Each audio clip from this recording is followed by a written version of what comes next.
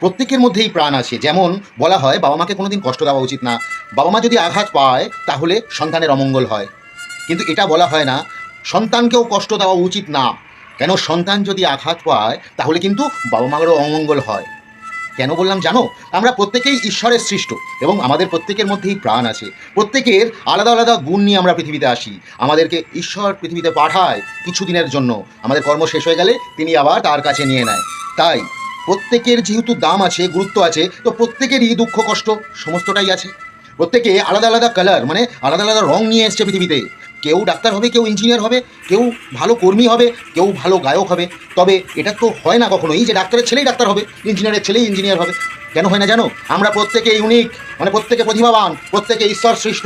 অনেক অনাথ মানুষও পৃথিবীতে শ্রেষ্ঠ জায়গায় গেছে, আবার অনেক রিক্সাওয়ালার ছেলেও মাধ্যমিকে ফার্স্ট হয়েছে, আমরা শুনে থাকি। এর অর্থ কি? অর্থ আসল মাথার উপরে যে ছাদ, সেই অভিভাবকটা হচ্ছে আমার উপলব্ধ ঈশ্বর। উনি আমাকে পৃথিবীতে পাঠিয়েছে কর্ম করার জন্য। সে আমি সন্তান হই আর আমি অভিভাবক বা পিতামাতা হই, যেই আমি হই, আমার মধ্যে যে আত্মা আছে তাকে যদি আঘাত করা হয় তাহলে যন্ত্রণাটা সমান হয়, পাপটাও সমান হয়। যেমন বাবা মাকে কষ্ট দেওয়া উচিত না কোনো সন্তানের, সেরকম কোনো বাবা মারও নিজেদের স্বার্থ সিদ্ধির জন্য, নিজেদের ইচ্ছাটাকে চাপিয়ে দেওয়ার জন্য কোনো সন্তানকে শাস্তি দেওয়া বা কষ্ট দেওয়া উচিত নয়। এটাই শাস্ত্র বলে। রাধে রাধে।